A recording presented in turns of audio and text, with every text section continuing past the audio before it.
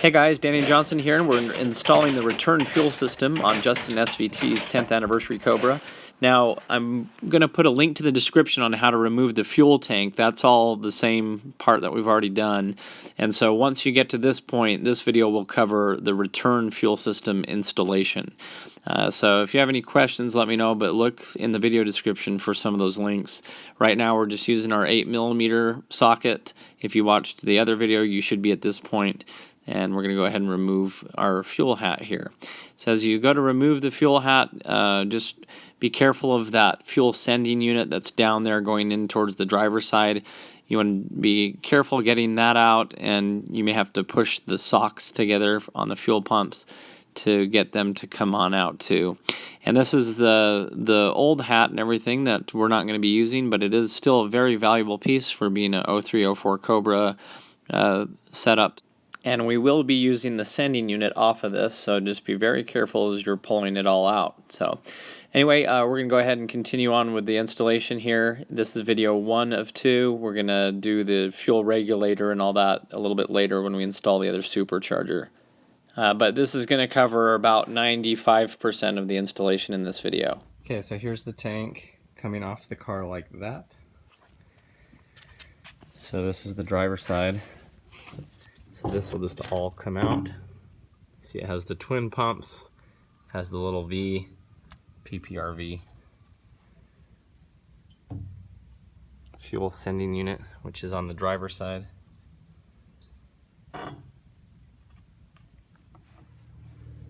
Okay, so fuel sending unit right here, it's gonna face front so that that little level goes into that notch. Okay, we're going to remove this stock gasket just by pulling it down. It has the little tabs like that that go through every once in a while. So just work your way around it. Pop them out. Now you do need to rotate this until it lines up perfectly, because it's not completely perfectly cut symmetrically. So make sure you rotate it until all of these line up. So this yellow line here for the fuel sending unit, we're going to go ahead and slide that yellow one off, just like that.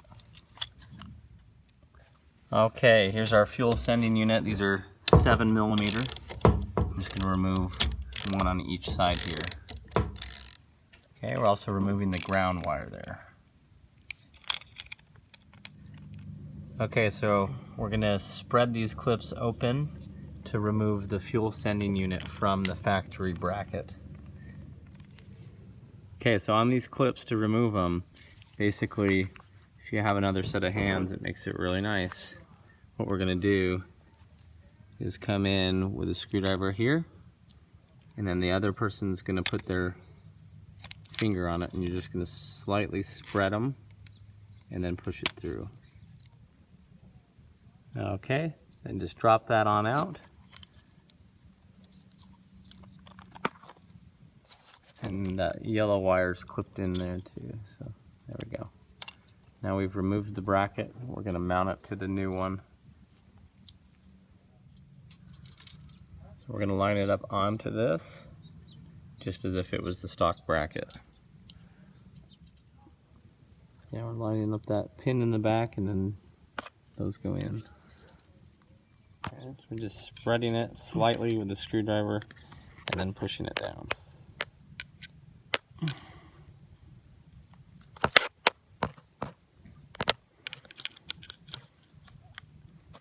Right there, now just push down. Well, the other one. So that's what it looks like installed. We push those clips right through on each side. You can see they're kind of staggered, so it only really goes on one way. And the fuel sending unit is now facing away from the pump. Okay, so here is the factory sending unit wire. Make sure it's not going under this, or it'll keep that float from going down, mess up your fuel gauge. So you want to go over the top of it, and we're going to connect it here to the supplied line. Okay, this is just a slot connector, so we're going to connect the factory one. It's just going to slide right in. Okay.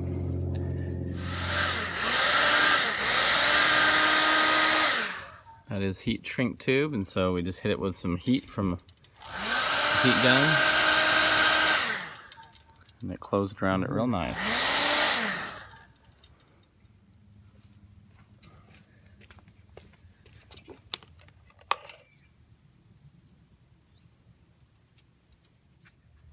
Okay, so we're going to drop this in now. This is the driver's side of the tank over here.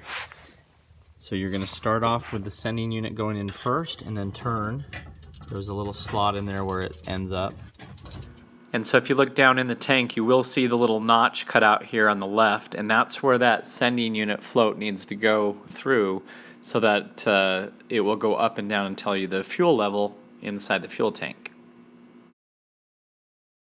Then we're just going to drop both these pumps through here. Just collapse those socks.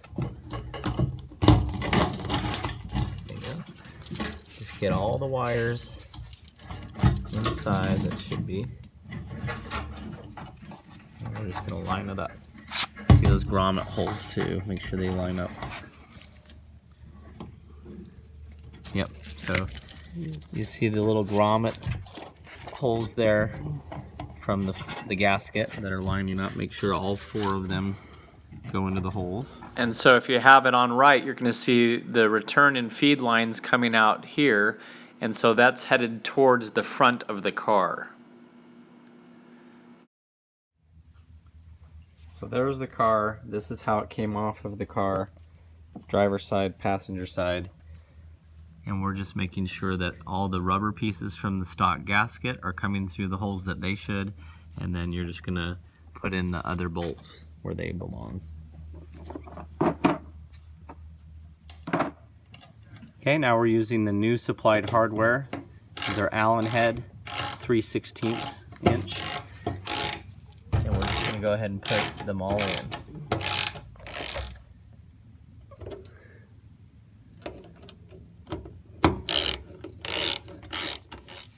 Okay, so here's our harness coming from the car that goes into the stock fuel hat, and we're gonna have to cut this loom back so we can cut into these wires. Okay, so we're just separating this loom.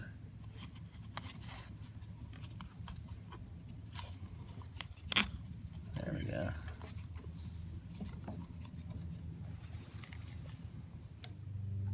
Okay, so the way the wiring works for this is one pump, the power and ground would actually go to the other pump, and then they both go to the hat. And so, following this from the top, this one on the far end here is our ground for the sending unit. This one here is our signal wire for how the fuel sending unit for how full your fuel tank is. And then these two are the power and ground for the fuel pump. We have this spread back. We're going to cut all of these wires. Okay, next we're capping off the fuel pump wires. We don't need them anymore. So we're just putting one of these ends on it, and then we're crimping it on the very end. And now we're just also wrapping these caps in electrical tape just as an extra thing that we're doing. Keep it all dry. Okay, so next on the top of the fuel hat there was that yellow line that was going through, and then there was also the black one. So that is what we're going to now be attaching. That's coming from the harness that's on the top of the fuel tank. So from the factory harness side, we're taking the yellow wire and we're stripping it here.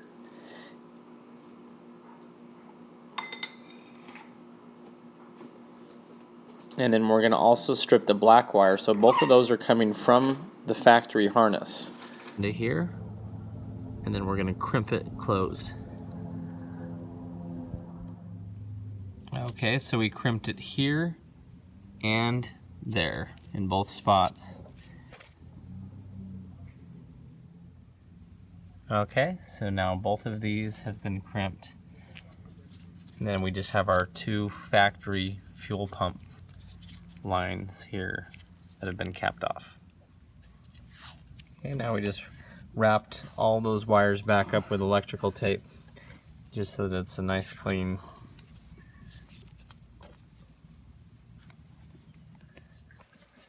Okay, next we're going to take our wiring here for the pumps. We're going to remove this grommet. So now that goes right through. Okay, so these two connectors are going to connect to the fuel pump. So what we're doing is from the bottom now, we're taking the loose end of those wires. We've removed this grommet here, and now we're just pulling them up through here. And we're going to put some insulation around this, some electrical tape or something, just so you don't have metal rubbing on the wires. So we found some wire loom and basically wrapped it around the wires there, and then wrapped it in electrical tape, and then just pushed it right up through there. So you can see it coming out the other end now, and it makes a nice sleeve for it, so it's not any metal wearing down on those wires. Okay, so that pulled out real nice, and that's protected. Next, we're going to move on to the return line here, and we're going ahead and we're wrapping it tight with electrical tape. Then we're taking the pipe cutters like you would use for a PVC cutter in your yard, and we're cutting it right on that electrical tape, and that's giving us a nice clean cut. You could also use like an angle grinder cutter. You just want to make sure you don't have any metal shavings in there, so blow it out with compressed air. Okay, now we're removing the fitting here, and so we're going to set aside the barbed end, and on this one it's threaded on one end, so we've removed the electrical tape, and now basically you're just twisting it on. And so as you twist it on, it basically threads itself onto the line, and so you're going to actually go in a counterclockwise motion here for it to thread properly. And we're just going to do that until you can look in there and see that hose is flush with the threads for the other end. Okay, so now we're going to just start threading this on. This is the other piece that had a little barb end in it. And we're going to put a piece of electrical tape right at the base of where we screwed on our fitting, and that way we'll know if it moved or not. A small dab of WD-40 is also nice when threading these so that they thread smoothly. And so we're threading that barbed end on, and as it goes in, it's going to expand. And so you can turn it this way, and eventually, this is a 7/8 inch wrench, you're going to thread it in on one side, and you're going to have to hold it pretty tight on the other, so eventually we're going to move to 2 wrenches. But as you see now, we're just putting that fitting in and just getting it good and tight. So here we are holding it with one end and using our wrench on this end. Okay, so just crank those down until there's basically no space between the two of them. You don't have to go super tight, but this is kind of what it looks like. You can see right here it's together, and our tape is still showing us that it didn't really move, so we're looking good. Now this is on the actual fuel pump here, and so we've gone ahead and just screwed these lines in, and they have a rubber gasket on the very bottom of them, a little O-ring, and you can lubricate those with some Vaseline if you'd like, but we just want both of these to be nice and tight. And so again, this is on the fuel hat side. Okay, so here's our line here. We're going to just start throwing it under the car, and we're going to take our nice fitting end, and we'll show you when we're done and we have it all mounted in there what it looks like. We're going to go ahead and plug in our pumps. So these are the 2 lines here, and now we're going to go ahead and connect this one here. So this is the line that we added that fitting to. That's our return line that's now going under the car, and so we're just going to go ahead and start threading that on. And as you tighten it, just make sure you don't mess up where it goes into the tank, but just get those nice and tight together. So that's what it should look like. Now for the other part that's coming from the fuel filter of the car, it's just going to pop right on, just like a regular hose would. So that's why it had that barb fitting on it. And so that just clicks on just like you would be doing a regular fuel installation. Next, we're going to go ahead and install our security clip here. So as you see, it has kind of like little teeth on one end, and they're going to go into the top of it. I'll give you a nice little shot here of what it should look like when it's installed. It just pops in. So put it in from the right first. Those jaws go into the opening, and then it clicks straight onto it. All right. Next, we just went ahead and put all of our clips back in. And that's part of the other video, but just make sure everything that you took off to drop the fuel tank is being reconnected. There's also a line up here towards the front. It's kind of hard to see if I can get a shot for you here, but it's up in there. Make sure that that all goes on for the evap system and everything like that. And you got your hard lines coming over here to the charcoal canister. Just make sure that they're plugged back in the way that they came off. Okay, now really important, you'll see that line as we put the tank up against the car. You don't want to pinch that return line. So here it is, it's going up and it's going by the frame of the car here and then forward. So I'll give you another look here. So this is the front of the car. This is the IRS subframe right here that's coming through. So you see that line leaving the tank, and you just want to make sure you're not pinching it. And so we'll show you some routing here of what we did. Okay, so we've run basically the going return line here, and towards we'll show the you front when of it's the car, all bolted down, and then we're going to go up exactly in the engine bay. So you can see it coming here it is coming up over the subframe of the car and then down, and we're basically just following the subframe connectors at this point, and we've zip tied them into place just temporarily before we put the big clips in place. Okay, so here's this line coming forward. We're going to snug it right up there on the body of the car. As you can see, it goes up and behind the steering column shaft right there. And so then from the car side, here's our hydro boost. It's just coming up right through here. And this is where the line's going to end for now until we install the regulator, which will be right around here. But that'll be with another supercharger, so that's going to be in video 2. Next, we ran our power wire that's included in the kit, and we went right through that front grommet. And so up here by your feet, it can come right through the firewall. It just follows all the way down here and underneath the seat. Okay, and then into the trunk. So here it is coming out of the trunk, and here's our power wire with the ground. We next disconnected the fuel pump driver module, the FPDM. Okay, and we're going to remove it entirely, but now we're looking at the ground right here. So here's our fuel pump driver module harness, and we're looking at that green with lime green colored wire here. And so if you had a booster pump, you may have already had this tapped into before, and that's how this is set up here. We don't need the booster pump anymore, so we're going to remove it. And right where that green wire with the lime color is coming out of the body harness of the car, that's where we're actually going to connect it to our Fore setup. So next we removed this factory ground, the FPDM and the booster pump were connected to, and we're taking our ground that's supplied in our kit. We're going to remove that hardware actually that's dangling out of it right there. We're going to remove that hardware and we're going to attach it right back there. So here's our power. It's going to the front of the car. Here's our ground. And so basically all we did was just connect it right there to where that other factory ground was. And so that's nice and secure. Okay, next here's our little controller piece.